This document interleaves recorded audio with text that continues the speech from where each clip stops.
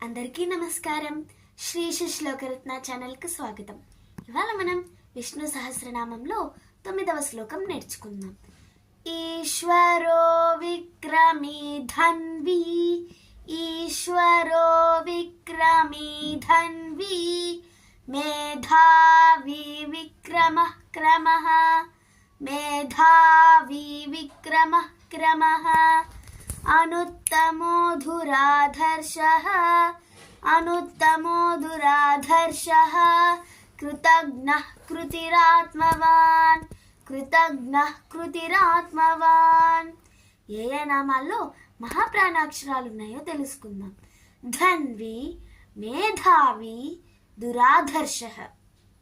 స్వామివారి నామాలేంటో తెలుసుకుందాం.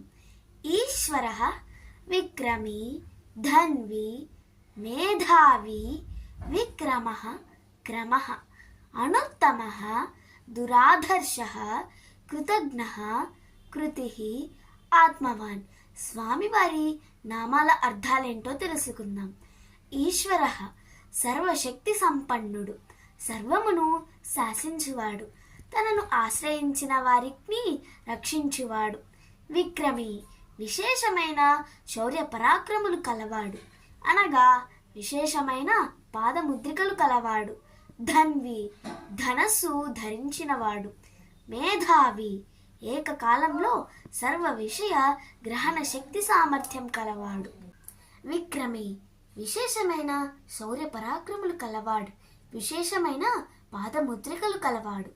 ధన్వి ధనస్సు ధరించినవాడు.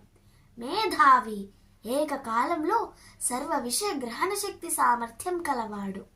విక్రమః సాధకులను భక్తులను ఉన్నతులకు చేర్చువాడు.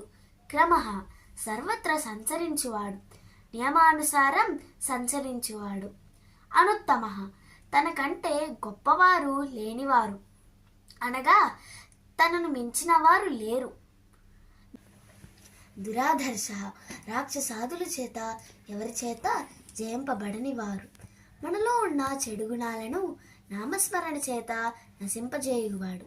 కృతజ్ఞ ప్రాణులు చేసే పుణ్య పాపాది కర్మములు తెలిసినవారు.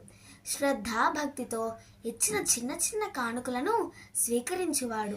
భగవద్గీతలో 9వ అధ్యాయం 26వ శ్లోకం ఈ నామాన్ని తెలియజేస్తుంది. పత్రం పుష్పం ఫలం తోయం యో మే భక్త్యా ప్రయచ్చతి తదహం భక్త్యుపహృతం అశ్నామి ప్రయతాత్మనః. కృతిః కర్మ విధములైన కర్మలకు ఆధారమైనవాడు, కర్మ ఫలములను ఆదరించువాడు.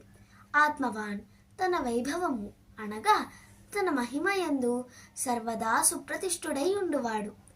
ఇవాల్టి ప్రశ్న.